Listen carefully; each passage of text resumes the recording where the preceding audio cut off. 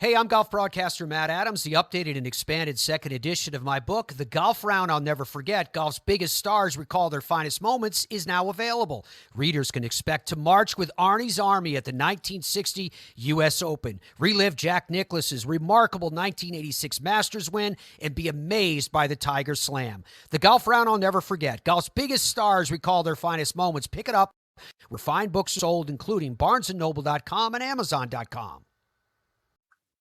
Welcome to Football is Family, a podcast dedicated to the fan and fan experience. My name is Jeremy McFarland, and I want to look at the positive behind what makes football so enjoyable to watch and follow. I want to know why you are a fan of your team, of a player, or an era of football. Whether the pros, college, or high school, I want to hear and share your stories and your love for the game. If you want to be part of this podcast, please message me on Twitter at Jeremy_McFarland or on Facebook at the Football is Family Facebook page. This podcast is part of the Sports History Network, your headquarters for the yesteryear of your favorite sport. You can learn more at sportshistorynetwork.com.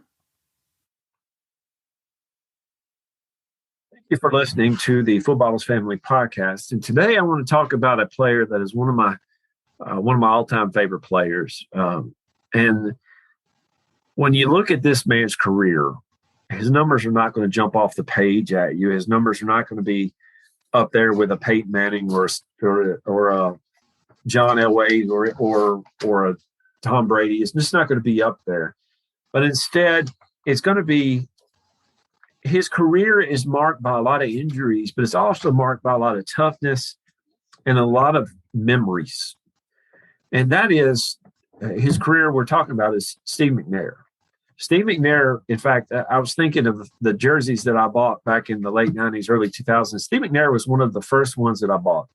I think the first one I bought was Frank Wycheck, and then I got a Steve McNair, Eddie George, and then a Javon Curse. Steve McNair was a guy that when I remember watching the Titans play, he was always playing hurt. I mean, he was just a tough guy. And you say, well, he was always playing hurt. He got hurt a lot. The way he played with reckless abandon. In fact, there's actually a video of him diving forward over a defender to get into the end zone, basically flipping over that defender to get there. That's how he played. He was a dual threat quarterback who he was known as Steve McNair because of his passing ability, but he also ran. He ran an amazing amount of time, and he was tough when he ran.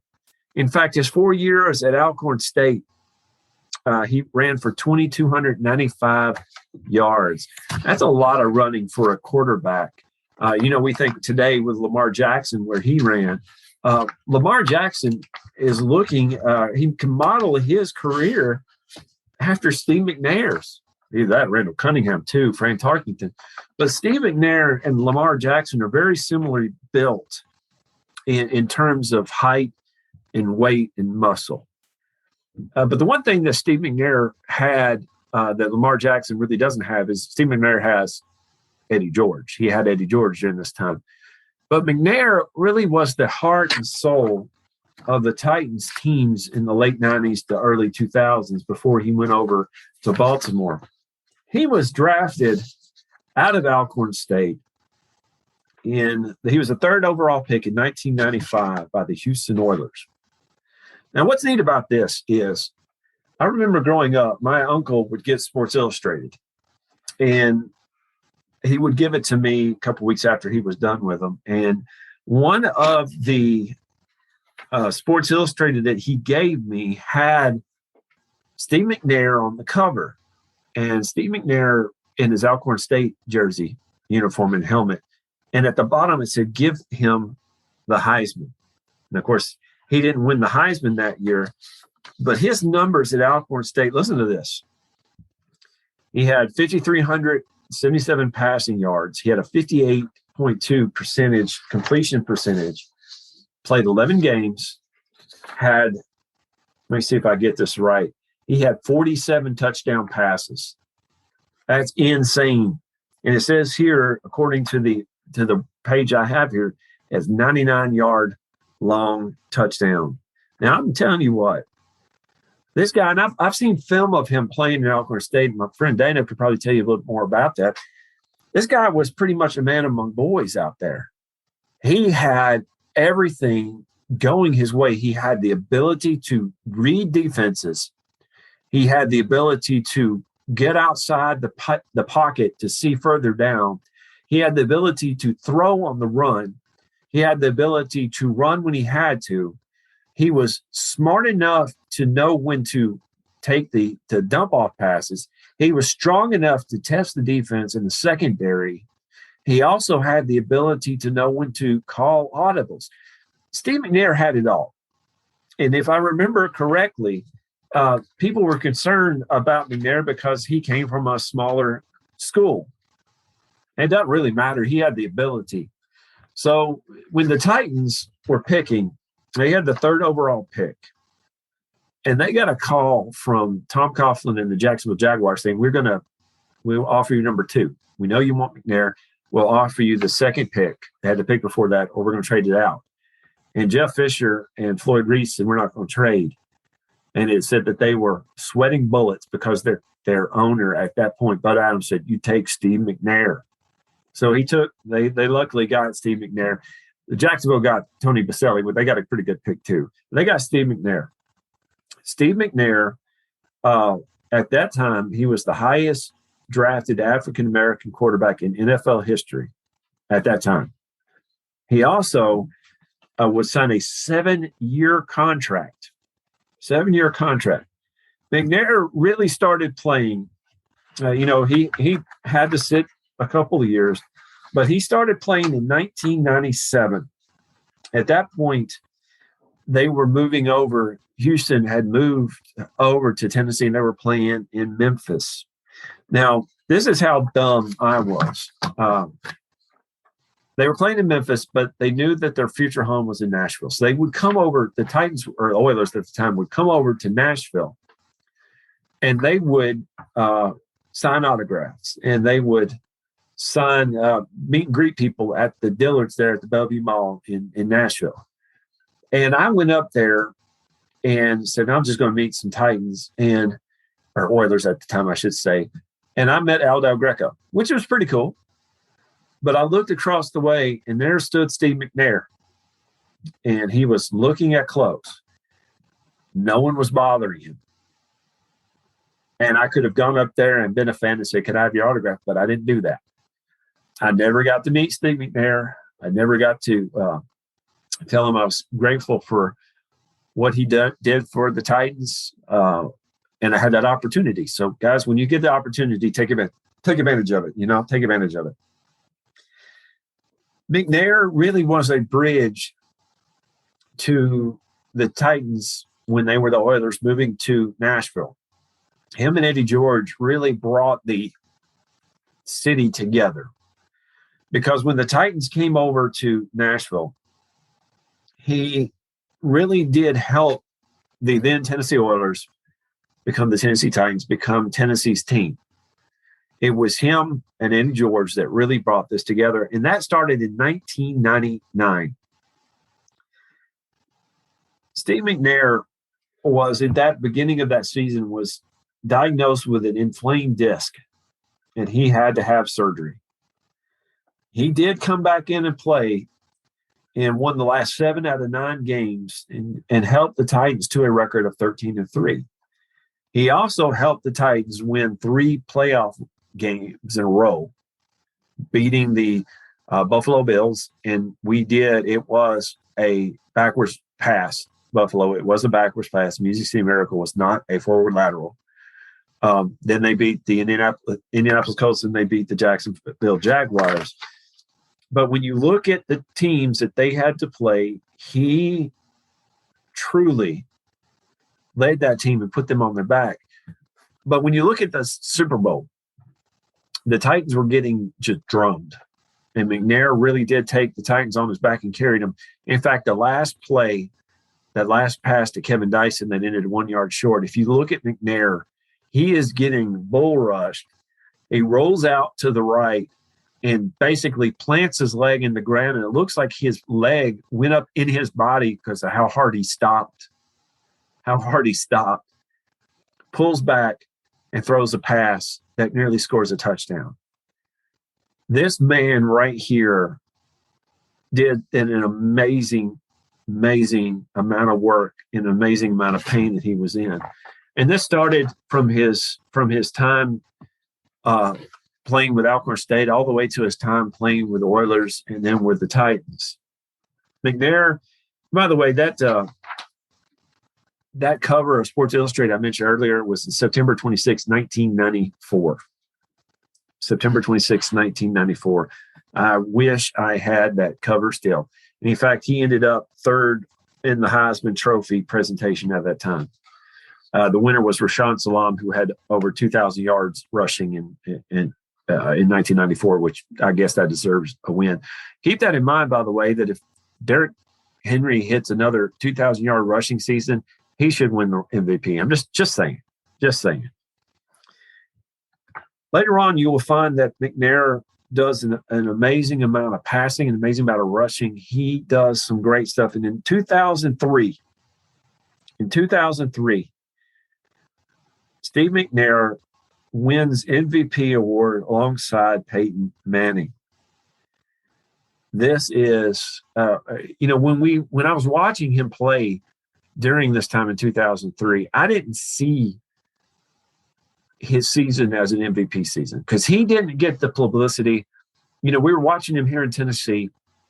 Actually, at that time I was in Georgia. I was able to follow the Titans and watch some of their games on the internet. Actually, I was watching. They had little circles in NFL.com that when I had the landline, that it was not Wi-Fi then, it was hooked up to the phone line. Every now and then I'll see the circles move and show the pass that was being made. But McNair won the MVP alongside Peyton Manning. Listen to his numbers in 2003. 3,215 passing yards, 24 touchdowns, just 7 interceptions with a quarterback rating of 100.4. The Titans ended up with a 12.4 or 12 wins, 4 losses. And this was just something. It was a magical season for the Titans. We had Steve McNair getting the publicity he deserves. I mean, if you get an MVP alongside Peyton Manning, you're doing something right.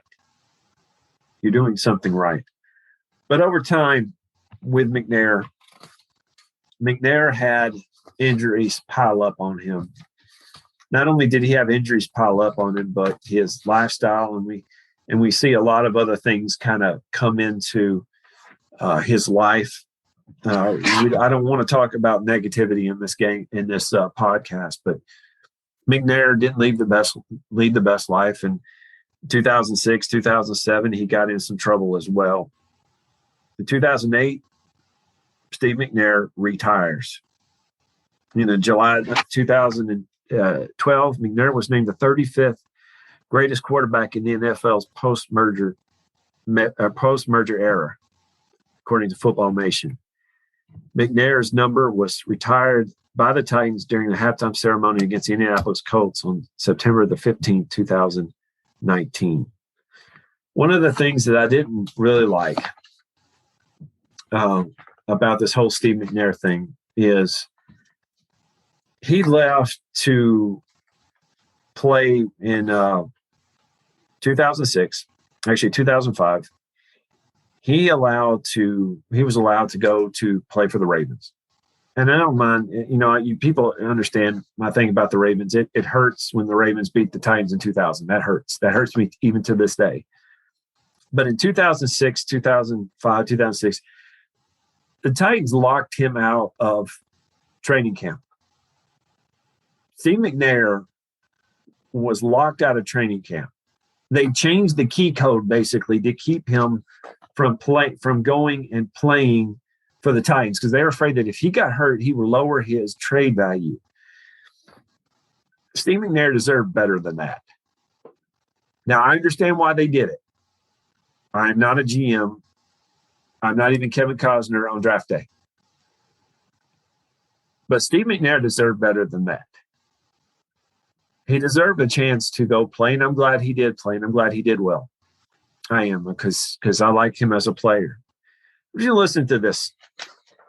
He retired with, again, when I talk about numbers, he doesn't have eye-popping numbers, okay? McNair retired with 31,304 yards passing, 174 touchdown passes, 119 receptions, and 82.8 overall passing rating. Now, listen to this, though. 3,590 rushing yards and 37 rushing touchdowns. He was a 3-time Pro Bowler, an NFL MVP, NFL leader in passer ratings in 2003, and he is part of the Titans Ring of Honor. When you go into Nissan Stadium, you'll see the Ring of Honor, and they have some amazing, amazing people up on that Ring of Honor. Steve McNair is one of those people that they have up there. When I found out that he had died, and we didn't know what was going on with that situation, and that's fine. We didn't need to know what was going on. They opened up Nissan Stadium. It wasn't Nissan Stadium at the time, but they opened up Nissan Stadium, and they allowed people to come in and see highlights of Steve McNair's career. So my wife and my son and my daughter and I drove up to Nashville from Hurricane Mills, and we sat in the seats and we watched his highlights. I have over on my shelf, and I'm pointing to it like you could see where it is, but I'm pointing to it. I have a McFarlane sports pick of Steve McNair. It's Steve McNair falling over to the right, but he has his arm up in the air as if he's going to throw the ball. The one thing about Steve McNair that I choose to remember is his toughness.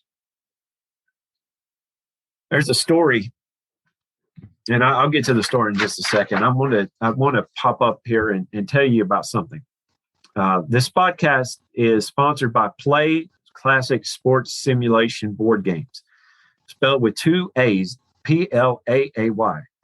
Realistic board game recreations of professional football, hockey, baseball, NASCAR, golf, and more. They cover 9 sports in all, with a 10th basketball coming in 2022. You can relive great seasons of the past, create what-if matchups from different eras, and much more. It's fun. If you're into sports history, you should check them out. Play with 2 A's, that's PLAAY, classic.com. Use the code SHN at checkout and get 10% off your first order. We also have a giveaway running through November 13th for a chance to win your choice of any Play Classic games. To enter and to check out the interview with the founder and his son, head to sportshistorynetwork.com/play. That's PLAAY. And I'm hoping to have them on this podcast in the next couple of weeks. But back to the story that I wanted to tell you about. Steve McNair didn't want to hurt anybody's feelings. He didn't want anybody not to like him. And there's a story that a person came up to McNair after McNair had a bad game. Titans lost. And he told Steve, "You cost me $100." Now, that's a jerk move on that man's part. I get that. But Steve McNair was the type of guy that the story goes that he reached into his pocket, pulled out a $100 bill, and gave it to the guy and told him he was sorry. Jim Wyatt wrote a book called Titan Sidelines, Tales from the Titan Sidelines. And I want to read something, and we'll finish out this podcast with this story. Start of Something is the title of this. Since the organization's first game in Tennessee, Steve McNair has been the team's leader at quarterback. He started all 16 games in the team's first year in Tennessee in 1997. And while injuries have kept him out of some games since, he's been the undisputed man behind the center most Sundays. In reality, the McNair era began in 1996 season. After playing sporadically in 1995 and most of 1996 behind starter Chris Chandler, McNair's big chance came after Chandler sprained his ankle late in the 1996 season. When McNair stepped in and led the Oilers to a December victory, one player spoke up and said what many are thinking. You get to a certain point sooner or later that you've got to give a guy a chance to do what you drafted him to do, said Mark Spinskowski, said of McNair, the team's first-round draft pick in 1995. I don't see why he shouldn't start. I think he played well every time we played. Stepnewski, comments came a day after McNair led a team to the 35-10 victory over the Jets. It only helped fuel the fire of a growing controversy about the team's starting quarterback should be. Coach Jeff Fisher was in a spot. McNair was inching to start, while Chandler, even with a bum ankle, wasn't ready to hand over the starting spot. Chandler became more irritable just thinking about the possibility. Most players kept quiet. Now listen to this. Fisher ended up naming McNair the team starter the next week against the Jaguars. He ended up starting two of the team's final 3 games, including the season-ending victory over Baltimore.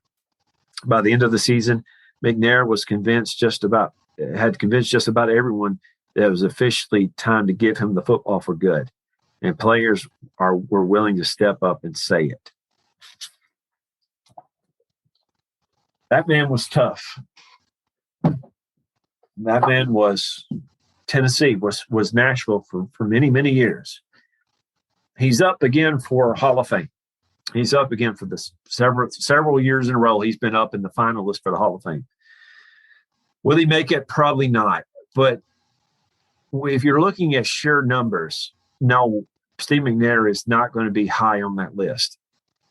But when you look at a player and what that player means to the team, Gale Sayers, what he meant to the Bears. When you look at Ken Riley, who should be in the Hall of Fame, look what he meant to the Bengals. When you look at players, what they mean to the team, Steve McNair should be at least considered highly to be in the Hall of Fame. Without him, Eddie George will tell you this, without Steve McNair, Eddie George will not be Eddie George. But I'll tell you this, without Eddie George, Steve McNair might not be Steve McNair. They both played a big part in each other's development and each other's awesomeness. Steve McNair should be considered for the Hall of Fame. Now, he was in 2012 inducted in the Black College Football Hall of Fame, and in 2020 in the College Football Hall of Fame. Canton, Ohio deserves number 9. Canton, Ohio deserves number 9, and number 9 deserves Canton, Ohio. Thank you all for listening to the Footballers Family Podcast, and we'll see you next time. Hey, are you ready for some football? Some fantasy football? How about some daily fantasy football? Silly questions, right? Of course you are. You're ready to talk some smack and win some cash every Sunday, and Thursday and Monday, and whenever there's football games. The Sports History Network invites you to play your daily fantasy football this season at ThriveFantasy.com.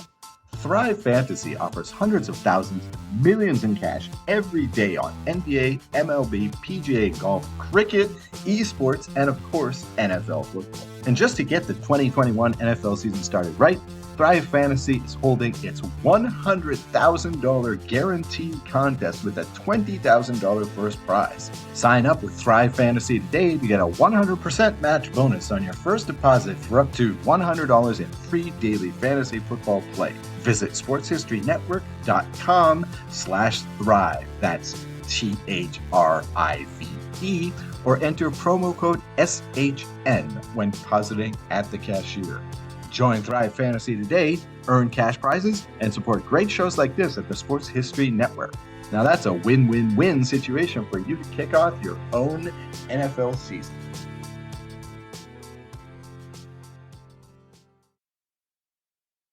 At the Sports History Network, we're all about sports yesteryear, and so we're so pleased to introduce you to Row One, an online memorabilia gallery and shop that brings your sports history to life anywhere. The Row One gallery includes over 5,200 gorgeously reproduced prints of team posters, game program covers, game tickets, advertisements, and more in baseball, pro and college football, pro and college basketball, and more. And any gallery item may be printed in a variety of sizes on wood, metal, canvas, acrylic, or poster paper. And in Row One shop, check out the thousands more of unique items with the retro and historical designs dating back to 1876, including t-shirts, long sleeve shirts, phone cases, mugs, blankets, pillows, towels, and even shower curtains. Go to sportshistorynetwork.com, ROW1, for access to the full Row One catalog and for gallery prints and gift items, plus get a 15% discount off all prints on the Row One Pictorum Gallery with coupon code SHN15. Follow the link on the show notes. Hey there, sports history fan. This is Arnie Chapman, aka the Football History Dude, and I hope that you enjoyed this recent episode presented by the Sports History Network and were able to learn some good old-fashioned sports history knowledge nuggets. I started the Sports History Network back in 2020 with the mission to help podcasters find a community of like-minded sports history nerds, as well as helping aspiring podcasters to start their own shows. We have a little bit over 30 shows on the network right now covering all sorts of sports history. But as far as I'm concerned, we're just at the toothpick in the ocean moment, that can't even figure it out because there's so much more coming. We wanted to create the ultimate headquarters for sports yesteryear, starting with Podcast Network and our website, but we're going to continue to move into other mediums as well. And here's the cool part, because we want you to be part of our team. So if you're interested in starting your own podcast, or maybe being a guest on one of our shows, or who knows, maybe even writing an article for us over on the website. Seriously, all you gotta do is reach out to us on the contact page over at sportshistorynetwork.com. You can be as technologically savvy as a Neanderthal tapping on a stone trying to figure out this whole hieroglyphics thing back in the day. Again, it doesn't matter, because even if you don't understand the whole podcast space, we have a production team that can pretty much help you out with doing everything. All you gotta do, head over to sportshistorynetwork.com, head to the contact page, fill it out. That message goes right to me, and I'll reach out to you as soon as I can. But for now, dude, I'm through if you're through.